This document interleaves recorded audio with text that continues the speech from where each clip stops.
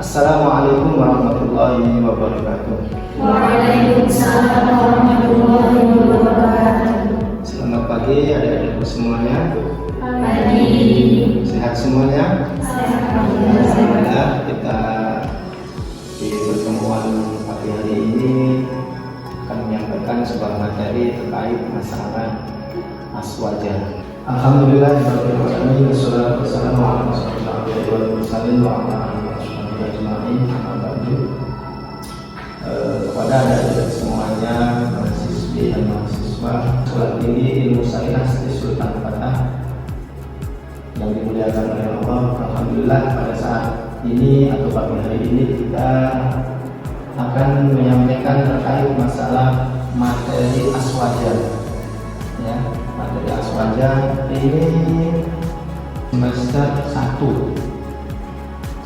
1 yang nantinya aswaja ini akan terbagi menjadi beberapa.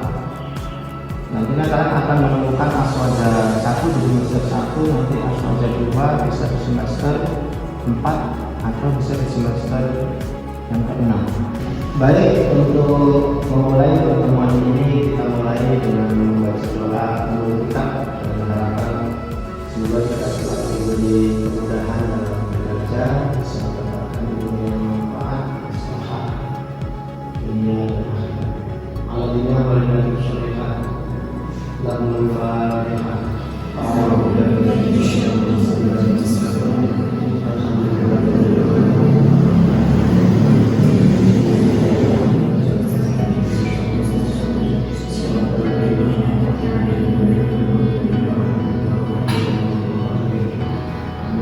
Terima kasih. Pada kali ini kita coba untuk membuka satu materi terkait masalah aswaja. Mari kita mulai pelajaran kita atau mata kuliah kita terkait masalah aswaja dari moderasi. Asalnya kita itu hanya terkait dengan aswaja saja. Dan di pertemuan yang awal kita sudah memberi sebuah cuplikan terkait masalah pelajaran aswaja. Tentunya di sini di awal kali mata kuliah ini diangkat di perguruan tinggi kita ini, masalahnya masih terkait dengan ajaran-ajaran yang berkaitan dengan akidah, fikih dan yang lain sebagainya terkait masalah aswaja. Pada perguruan atau perguruan pendidikan yang sekarang ini serba maju. Sekarang pelajaran aswaja itu, mata kuliah aswaja itu dibandingkan dengan mata kuliah atau dikaitkan dengan masalah moderasi beragama. Moderasi beragama itu nanti pun juga menjadi sebuah polemik di masyarakat kita, terutama di Indonesia, yang mana di Indonesia itu banyak sekali dari jenis macam-macam, ada suku yang berbeda, agama yang berbeda, paham yang berbeda, sama-sama Islam itu juga berbeda. Makanya dari situ untuk menyatukan menjadi Bhinneka Tunggal Ika, maka diwadahi dengan bentuk istilah moderasi beragama. Jadi moderasi beragama ini sudah tidak hanya selain agama Islam saja, tetapi non Muslim pun masuk di dalam satu ikatan kebinekaan tunggal ika.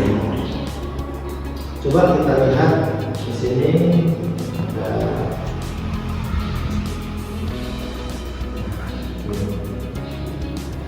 ada istilah yang pernah terjadi ramai kemarin itu pernah terjadi ramai. Saya agak lupa siapa dulu waktu pertama kali kita kaitan dengan istilah Islam Nusantara. Ya. Islam Nusantara itu apa sih? Sebenarnya Islam Nusantara itu adalah ada sesuatu kalimat yang bermakna, ada kalimat yang dibuat. Ini supaya tidak terjadi perpanjangan sebuah kata yang itu menjadi sebuah item di masyarakat. Juga ada istilah Islam Nusantara. Tapi kenyataan di dalam Islam Nusantara itu ada sesuatu yang dibuat. Mayoritas atau umat makhluk yang beragama Islam yang bernaung ke tempat di Nusantara itu apa? Nusa itu apa? Antara itu apa? Ada yang tahu coba? Nusa itu apa? Pulau. Nusa itu pulau. Makanya Islam, umat Islam yang menetap atau umat Islam yang bermukim di Indonesia, yang mana Indonesia ini bertempat di antara pulau-pulau yang ada di kepulauan Indonesia. Jadi di sini ada yang dibuat istilah Islam Nusantara.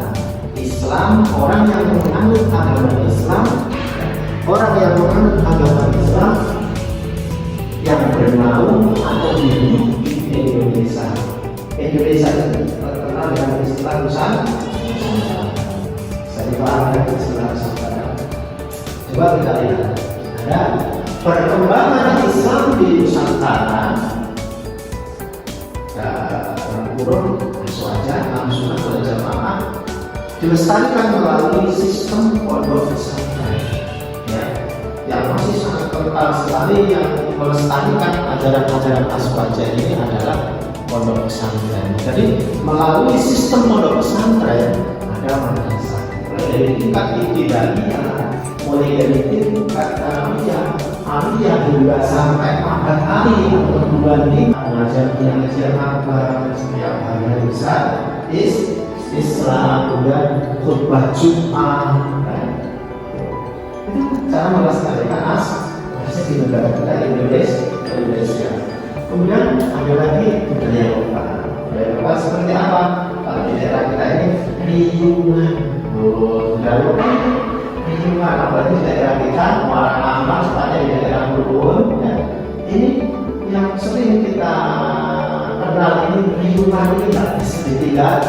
Ini kan budaya lokal yang akhirnya diadopsi, dilestarikan oleh ini pesantren termasuk salah satu pendidikan tertua di Indonesia. Selanjutnya, karena kita mengaku Ahlussunnah wal Jamaah, maka kita harus tahu siapa Ahlussunnah wal Jamaah. Kita harus tahu dari kata-kata itu, ahlun atau Ahlussunnah wal Jamaah adalah termasuk salah satu Syawabul Makhluk. Syawabul Makhluk itu adalah organisasi terbesar khususnya di Indonesia. Umumnya di negara-negara tetangga, di negara-negara luar sekarang sudah mulai menjamur PCNU yang ada di negara luar.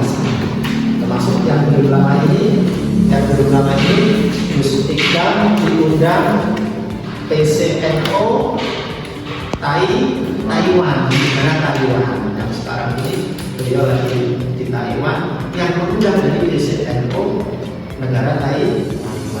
Siapa sih Ahlussunnah wal Jamaah itu?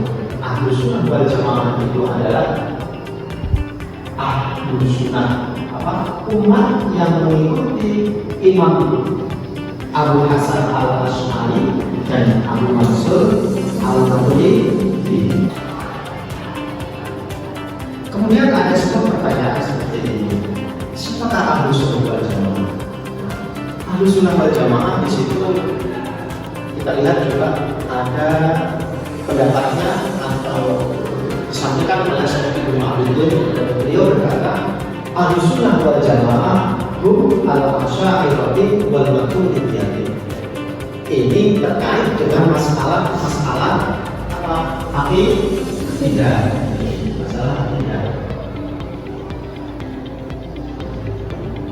Masalah akidah memiliki kelompok dua. Ya.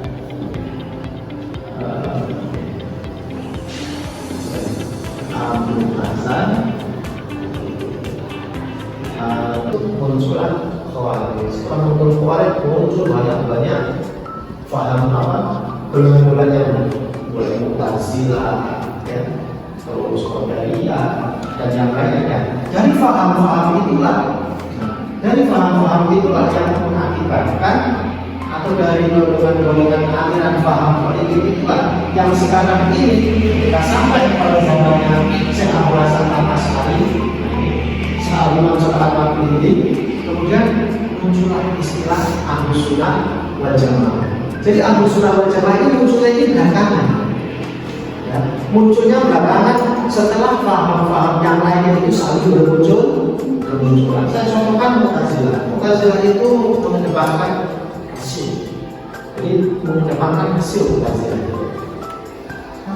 Ketika ada dalil fikih yang bertentangan dengan hasil, maka Mu'tazilah ini tidak mau menerima.